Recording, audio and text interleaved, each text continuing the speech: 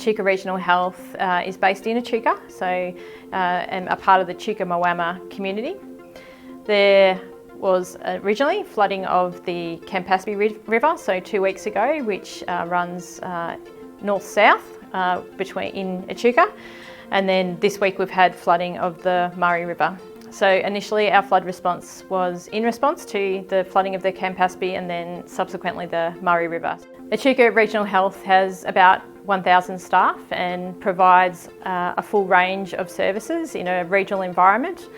At any one time over the past couple of weeks, over 100 staff have been unable to come to work on any one day due to being either directly impacted by flooding, inundation to their homes, supporting neighbours and family to prepare for flooding, or if they were a part of the emergency services response through the CFA or the SES or search and rescue.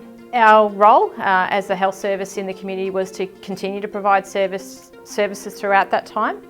We also, as a hospital incident management team and an executive, needed to work with regional incident control to decide whether we needed to evacuate as a health service or whether we were safe to continue services in town. Fairly early on, it was decided that we would shelter in place and continue to provide services because the risk of inundation to the health service was very low. Which meant that we then moved on to trying to work through some of the risks to us being able to provide services, with one of the biggest challenges being access to staff over that time.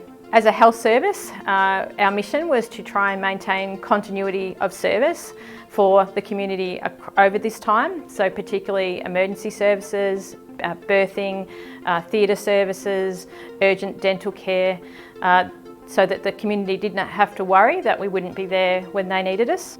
Echuca Regional Health is really proud that we have a number of staff who are also emergency services contributors across the SES and the CFA, search and rescue, and others who volunteer through less formal means to help friends and neighbours, and we needed to be able to support that whilst continuing to run the health service safely. So that was a very high priority, so we needed to look at all the sorts of transport and other supports people needed to get here if they could safely do so.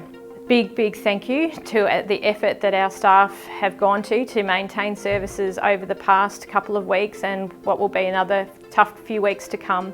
We are really grateful for all the compromises and some of the sacrifices you've needed to make to get yourself to work and to provide services to the community in this way. Echuca Regional Health would also like to thank the community and emergency services for their response. It has been very reassuring to know that they were doing the very best they could to keep our community safe and provided us with reassurance to be able to continue to provide services here at the health service throughout that time.